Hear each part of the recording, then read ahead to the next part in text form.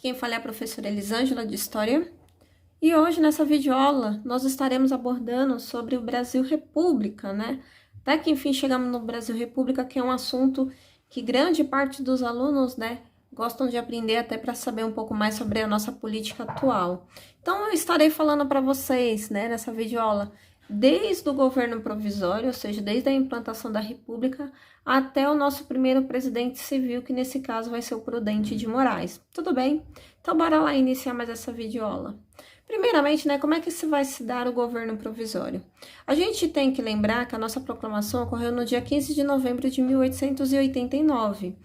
E a gente diz que a nossa república ela foi um golpe, né, de Estado, porque praticamente esses caras eles não tinham, vamos dizer assim, se articulado, eles simplesmente, né, que nem o próprio livro de Aristide Lobo, né, que nem comenta, falando que os militares saíram na rua gritando viva a República, e ninguém nem sabia o que era, o que estava acontecendo.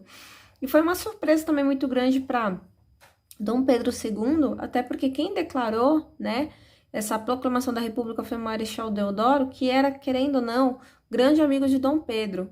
Então, assim, foi um golpe de Estado que deram, né, nessa implementação aí da República, até por conta de vários fatores, de várias insatisfação que estava ocorrendo durante esse período. Então, acharam melhor, né, criar, ou melhor, proclamar a nossa República. E aí a gente vai dizer, né, que nesse governo provisório vai ter como principal característica, né, tentar melhorar o Brasil financeiramente e fazer uma Constituição brasileira. Lembrando que a Constituição que nós tínhamos era a Constituição, né, do Império, tinha ocorrido ainda durante o governo de Dom Pedro I, no ano de 1824. Então, né, no ano de 1889, criou-se esse projeto, né, da primeira Constituição republicana, tá bom? Então, primeiramente, vamos lá pensar, né, na reforma financeira. O Brasil está totalmente quebrado, né? Dom Pedro II, vamos dizer assim, alguns livros de história diz que ele recebeu dos brasileiros, né, uma indenização, até pelos anos prestados, né, de governante do Brasil. Alguns dizem que ele aceitou, alguns livros dizem que ele não aceitou e que ele acabou ficando exilado lá na Europa. E aí, né, esse governo provisório, ele tentou fazer algo que era uma prática totalmente inviável, né? Até então, o ministro da Fazenda era o Rui Barbosa, e ele vai, né, falar assim o seguinte para os bancos: bancos, vocês podem emitir o tanto de papel, né, moeda que vocês acharem necessário aí para a gente, né, vamos dizer de uma forma ilusória, fingir que temos dinheiro, que tá tudo bem. Só que nessa época, né, ou melhor, até hoje, funciona dessa forma, sempre quando você vai emitir moeda, você tem que ter esse valor no Banco Central, né? Nessa época, era você ter barras de ouro, lastro em ouro, ter esse valor em ouro para você poder emitir essas moedas. Hoje, né, atualmente, você tem que ter esse valor em dólares. E o Brasil não tinha esse lastro em ouro. Então, imagine, é como se você simplesmente pegasse uma nota de R$ 50 e você fizesse várias xerox. Essa moeda, ela vai ter algum valor no mercado financeiro? Claro que não. E essa prática, né, vamos dizer, acabou desencadeando uma crise muito grande, né, por conta da emissão de moeda, né, dessa forma ilusória. Acreditou-se, né, que se tinha dinheiro e os bancos também começaram a facilitar muitos créditos. Resultado, quando souberam que o Brasil não tinha dinheiro, que só estavam imprimindo notas e que isso não estava valendo nada, né, isso fez com que a Bolsa de Valores, ela acabasse despencando muito. A gente consegue observar aí também, né, que a inflação está bastante alta aqui no Brasil, e isso acaba criando, né, que os historiadores lá na frente vão chamar, né, que vai ser a crise financeira do nosso território.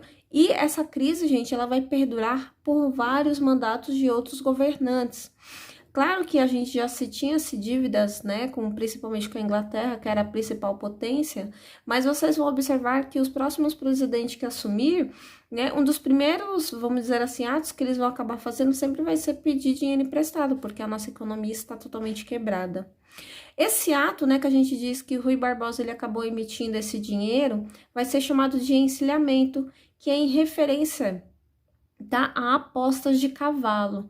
Então, imagine você investir um dinheiro que você não sabe se realmente, né, se você vai ter um retorno de fato aí.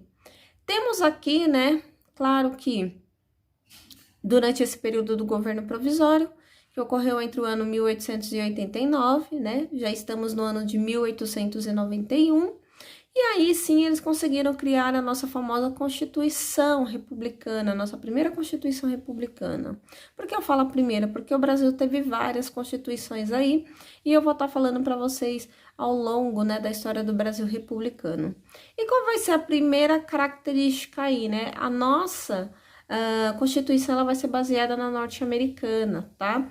Então vocês podem até ver aqui na charge a mulher ela tá segurando, né, uma bandeira norte-americana. Até porque, vamos dizer assim, eram as bases que nós tínhamos para, vamos dizer assim, do que era uma república bem-sucedida.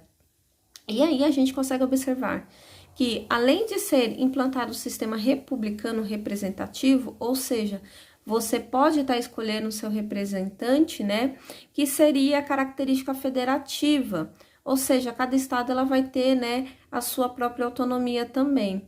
E, né, o grande líder seria o presidente, que ele deveria, né, ficar no poder aí no total de 4 anos.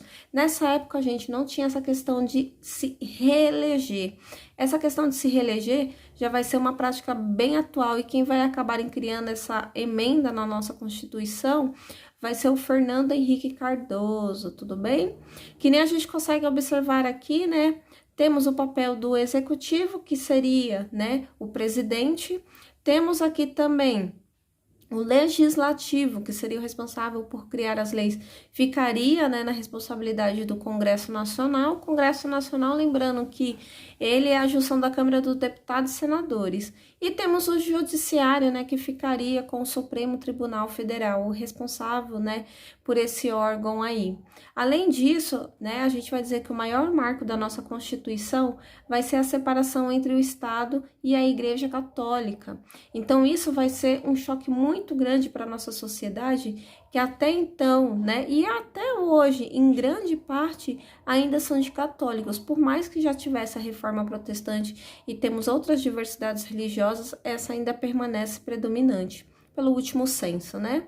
E outra coisa também, né, que a nossa Constituição, ela vai acabar declarando, né, é a cidadania brasileira para todos os imigrantes que estavam aqui no nosso território, né, vamos dizer, antes da proclamação da República, do ano de 1889. Então, todos aqueles que desejassem, né, a cidadania brasileira, que se manifestassem, que teriam, né, os seus direitos resguardados. A gente consegue observar que, pela nossa Constituição, deveríamos, né, ter elegido, através do voto, o nosso primeiro presidente, mas a gente consegue observar aí, né, que o próprio Congresso Nacional vai acabar, vamos dizer assim, elegendo de forma indireta, né, o nosso grande proclamador aí, que vai ser o Deodoro da Fonseca, tá bom? Então, ele vai ser considerado o nosso presidente. Coloquei aqui essa charge para vocês, que eu achei bem interessante, vocês estão vendo mais ao fundo duas pessoas muito simples, né? E eles estão olhando, assim, a Constituição totalmente sem entender. E você vê que o homem, ele pergunta assim para a mulher, né? A mulher, querendo ou não, é sempre mais intelectualizada. Homens, me desculpem. Mas ele pergunta assim, o que isso significa, né? E aí a mulher, né, pela pouca, vamos dizer assim, conhecimento que se tinha na época, lembrando, gente, que muitas pessoas não sabiam nem ler nem escrever. Então, era muito através do boato que se sabia, né, o que estava ocorrendo. Então, ela disse assim, ó, que não precisamos mais ir à igreja para casar, né? Até porque uma pessoa, nessa época, para poder casar na igreja, e até hoje, né, é bastante burocrático. Então, você tendo um casamento civil, vamos dizer aí, para eles era uma coisa muito mais simplificada.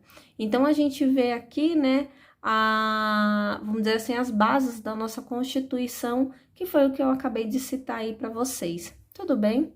Então, bora falar aqui, né, sobre o governo de Deodoro da Fonseca. Que nem vocês observam, o governo Deodoro da Fonseca, ele só vai durar, né, um aninho aí. o governo dele vai ser muito rápido. Eu falo que o governo provisório teve muito mais tempo de governança do que o do Marechal Deodoro da Fonseca. A gente consegue observar que, após ele ter assumido, o Congresso Nacional ele vai começar, vamos dizer assim, ter alguns pequenos embates com Deodoro, porque o Deodoro ele vai acabar se mostrando, né, uma pessoa totalmente diferente daquilo que eles acreditavam que era, né? Até porque a gente começa a observar aos poucos que ele quer centralizar todo o poder, né, nas suas mãos. Então a gente, vamos dizer assim, por mais que ele tenha proclamado, ele ainda continua com esses pensamentos, vamos dizer assim, absolutistas. E além disso, né, o próprio Deodoro da Fonseca, porque durante o período que a gente vai dizer de governo provisório, quem era aí o responsável, vamos dizer assim, por administrar era a sua pessoa também. Então, ele foi um presidente, vamos dizer assim, provisório do Brasil durante esse período. E muito por conta daquela crise financeira, ele vai acabar sendo, né, acusado em caso de corrupção. E o Congresso Nacional, lembrando lá que eles eram responsáveis pelo legislativo, eles acabaram, né, criando uma lei chamada de responsabilidades criminais do presidente, ou seja, eles ficariam responsáveis por fiscalizar todos os atos. Só que tinha um pequeno problema, né, que para essa lei ela ser sancionada deveria passar pelo presidente. Então, quando o Marechal Deodoro ele soube disso daí, ele tentou, né, dar um golpe de Estado e um dos primeiros atos que ele vai fazer é fechar o Congresso Nacional. E quando ele faz esse ato totalmente autoritário, né, a gente vê que a população ela começa até a se revoltar contra porque tem medo de voltar àquela monarquia. E aí ele promete sim que vai acabar criando uma nova Constituição, mas o que poucos sabiam é que essa nova Constituição era para fortalecer o papel do presidente. Ou seja, ele queria fazer algo que Dom Pedro I tinha feito, né, na nossa primeira Constituição de 1823. Só que, né, vai aparecer um personagem muito importante aí da nossa história chamado Custódio de Melo.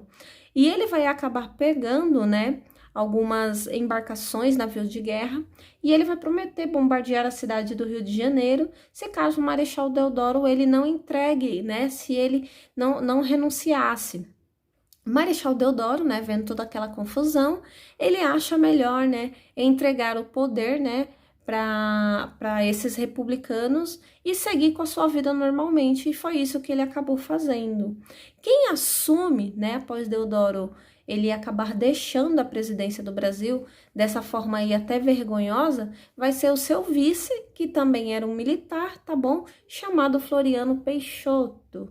E aí sim, né, nós vamos falar sobre esse personagem que vocês estão vendo aí do lado, que ele é mais popularmente conhecido como Marechal de Ferro. E eu já estarei falando para vocês aí o porquê desse apelido, tudo bem? A gente consegue observar, tá, gente, que pela nossa Constituição de 1891, tinha, né, um artigo falando assim o seguinte, que se caso o presidente ele assumisse, né, o governo num período inferior a 2 anos, que novas eleições deveriam ser convocadas. Que nem eu citei para vocês, Marechal Deodoro ficou aí até menos de 1 ano, e por esse motivo, né, pela nossa legislação, deveria ser conclamadas novas eleições. Só que o Floriano Peixoto, né, ele era um cara bastante intolerante, e ele falou, mas que história é essa? Eu vou continuar na presidência assim, e não vai ter esse negócio de estar chamando, né, novas eleições. E aí, onde 13 generais vão acabar criando um manifesto, né, que é para tentar depor o Floriano Peixoto. Mas o Floriano Peixoto, né, que nem eu falei para vocês, não é à toa que ele tinha esse apelido chamado Marechal de Ferro, porque o governo dele era um governo totalmente assim, como é que eu posso estar informando para vocês, sem muita paciência com esses revoltosos. E aí, o que ele vai acabar fazendo, né? Grande parte, né, porque eram generais, eram militares, ele vai mandar aí prender, né, alguns grupos, e os outros ele vai acabar fazendo, né, aquela aposentadoria compulsória. E além disso, muitos vão acabar até ficando exilados em outras regiões, até por medo aí de perseguição e quem sabe até assassinato, Tudo bem? Vai ser durante o governo de Floriano Peixoto que vai ocorrer também uma coisa lá no Rio Grande do Sul, chamada Revolta Federalista. O que estava ocorrendo, né, lá no estado do Rio Grande do Sul? Havia dois grupos políticos, tá? Um que era chamado os Pica-Pau, que a gente vai dizer assim, que já estava no poder já havia-se muitos anos, e até por esse motivo estava trazendo muita insatisfação dos seus opositores e até próprio do seu eleitorado, né? Porque a gente sabe que durante esse período as eleições elas eram totalmente fraudulentas, porque as pessoas, o voto ele era totalmente aberto, então as pessoas elas sabiam em quem você podia votar e deixar de votar, e muitas vezes, né, esses partidários acabavam influenciando, né, nesses votos aí. Então, por esse motivo, né, grande parte desses opositores, que eram chamados de maragatos, acabaram entrando em conflito com esses pica-paus. Claro que quando, né, o Floriano Peixoto acabou sabendo dessa briga, né, por conta de eleições, vai acabar intervindo, tá? E ele vai assinar um acordo de paz aí com os maragatos, né, até para, vamos dizer assim, para tentar conter futuras revoltas, mas ele vai dizer que sim, os pica-paus, como eles venceram, né, as últimas eleições, que eles deveriam continuar no poder. Mas um dos atos dele, né, vai acabar falando assim o seguinte, que agora esses presidentes de estado, o que hoje a gente conhece como governadores, que não deveriam ter reeleições. Então, assumir um cargo tem que deixar aí, né, para que outro possa estar assumindo, que nem é no caso da presidência, tá? Durante o governo de Floriano Peixoto, vai ter uma coisinha chamada Segunda Revolta Armada.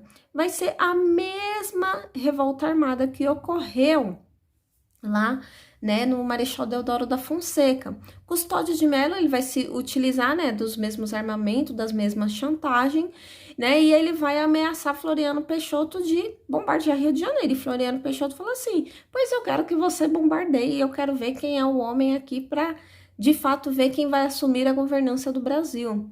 E aí, resultado, né, Floriano Peixoto, ele conseguiu colocar na mentalidade das pessoas que o Custódio de Mello, ele era um monarquista e que ele não queria tirar Floriano Peixoto, né, como um ato republicano, mas sim como um ato monárquico. E resultado, esse cara sendo um bastante assim articulador político, ele conseguiu fazer com que todas as pessoas se voltassem contra ele, né? E aí o Custódio de Mello e seus parceiros acabaram pedindo asilos, né, nos navios portugueses.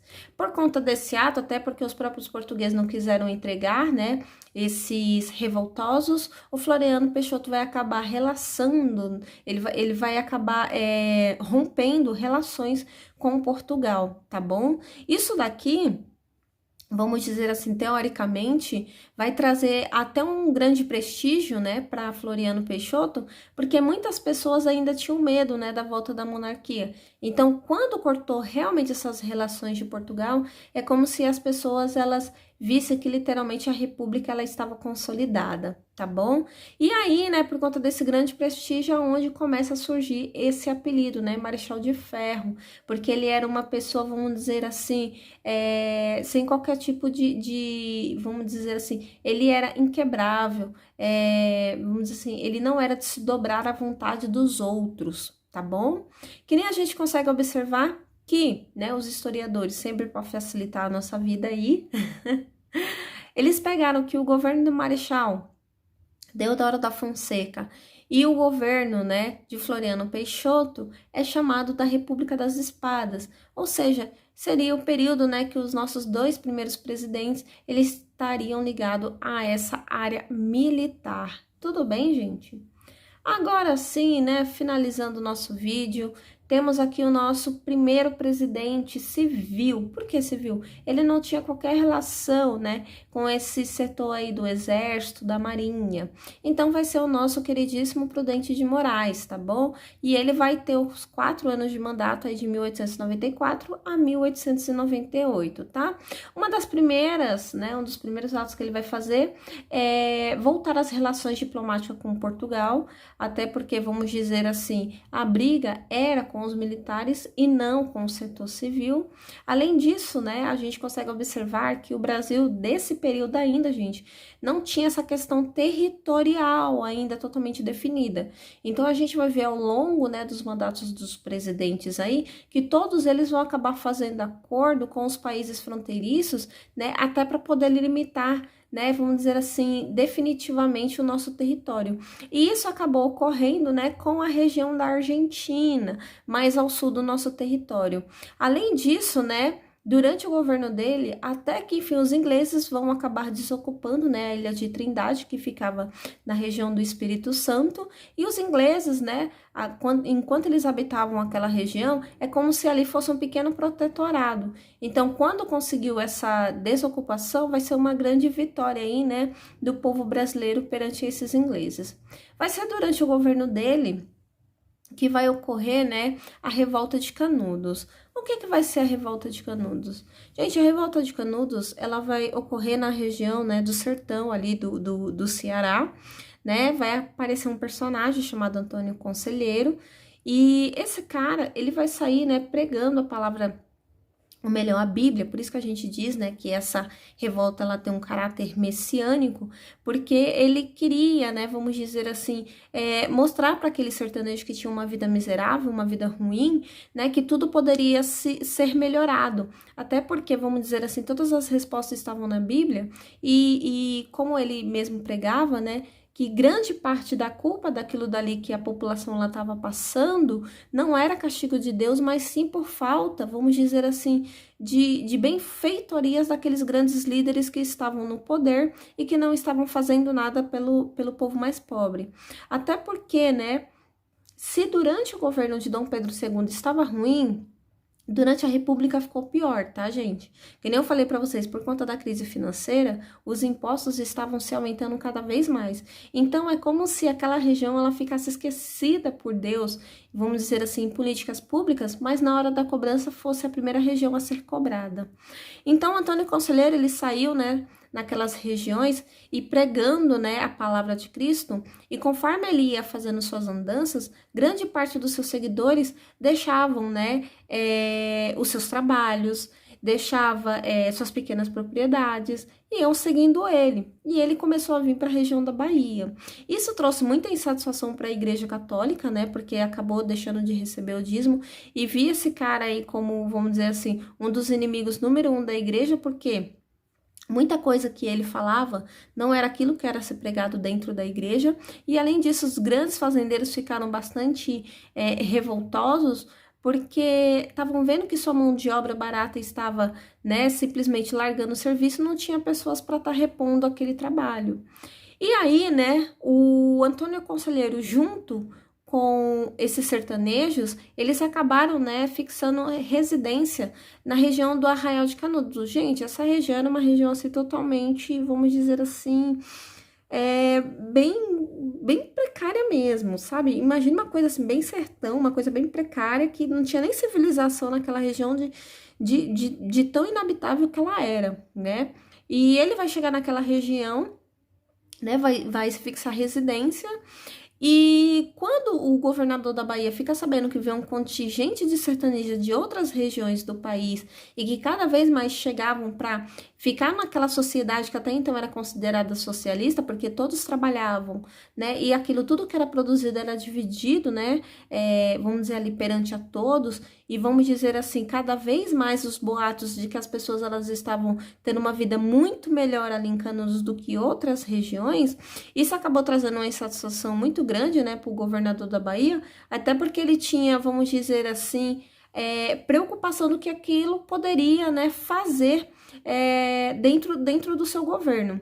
Então, por esse motivo, né, o governador da Bahia, ele tentou enfrentar, né, o Arraial de Canudos, e no final, assim, eles acabaram perdendo, assim, bem, de um jeito bem vergonhoso, e aí sim, né, quando ele vai pedir ajuda para o governo Prudente de Moraes, que isso daí, no caso, a gente já começa a ver que o próprio, né, Antônio Conselheiro, ele tá falando mal da República, porque, que nem eu falei para vocês, a Constituição, ela separou o Estado da Igreja, e era uma coisa que ele pregava muito, dizendo que a religião, né, que a Igreja, ela deveria estar acima de tudo, e quem era o Estado para se sobrepor à religião? Então, essas pessoas também começaram a ficar contra a República, né, e aí, né, o Prudente Moraes não vendo mais qualquer tipo de forma, né, vamos dizer assim, de tentar controlar essa situação que estava praticamente aí um trem desgovernado, ele vai acabar mandando, num total, gente, de 4 expedições, tá?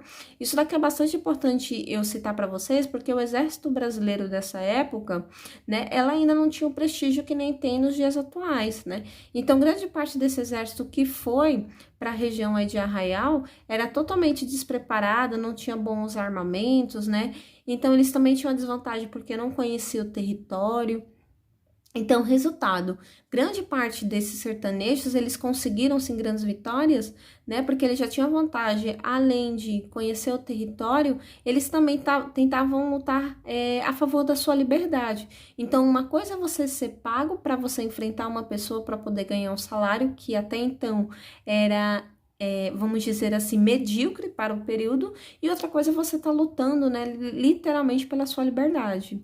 Até que na última expedição, a gente consegue observar aí, né, que eles vão chegar até comprar armamento da Inglaterra e chegou a levar canhão, gente, de guerra, literalmente, para acabar com o Arraial de Canudos. O que, né, a gente vai dizer, o que prejudicou o povo sertanejo foi a morte de Antônio Conselheiro, tá, gente? Antônio Conselheiro, ele acabou morrendo aí, tá? Alguns historiadores acreditam que foi literalmente de desinteria. Muitos de vocês podem até rir, eu falo porque quando eu dou essa aula em sala de aula, as pessoas riem. Mas como assim morrer de desinteria? Gente, a água não era tratada naquele período, então imagine, né? Se eu tô com desinteria, eu quero me hidratar e eu tô bebendo mais água e aquela água contaminada tá me deixando, né, mais desidratado ainda. Resultado, né? Antônio Conselheiro, ele acabou morrendo e isso acabou trazendo uma fragilidade muito grande, tá? Para esses sertanejos aí, que no final eles acabaram perdendo, tá? Só para vocês terem uma ideia, o Antônio Conselheiro, gente, pelo Exército Brasileiro, ele foi desenterrado, né? E ele teve posteriormente a sua cabeça exposta, tipo dizendo assim, né? Que o Exército Brasileiro conseguiu vencer aquele arraial, mas que aquele sertanejo eles estavam desmotivados, né? De fato. Então, isso daí é como se fosse um grande símbolo da sua vitória, tá bom? Euclides da Cunha, até então, que era jornalista e responsável, né, por relatar todos esses acontecimentos que ocorreu, né, na região aí da Bahia, né, em Canudos, ele posteriormente acabou criando uma obra, né, muito célebre, que é chamado Sertões aí, tá bom? Que, às vezes, costuma, assim, cair em vestibulares. Tem um filme, né, chamado Canudos, que dá para vocês assistirem, é um filme um pouquinho longo, né, com alguns atores globais, mas vale muito a pena aí vocês estarem assistindo, tá investindo, né, nesses minutos aí, porque assim, a história, gente, é algo assim, literalmente de grande luta, você vê a necessidade, a crença, né, predominante e vamos dizer assim, aquela ilusão de literalmente conseguir algo melhor, às vezes não para si, mas para os seus filhos, para os seus descendentes, tá bom? Bem, gente, eu espero que vocês tenham gostado da videoaula. Se caso vocês tiverem alguma dúvida, pode estar colocando aí no comentário que eu estarei respondendo para vocês, tudo bem? Se inscreva no meu canal, por favor. A gente se vê no próximo vídeo com a continuidade falando sobre a República do Brasil. E beijo, beijo, turma. Tchau, tchau.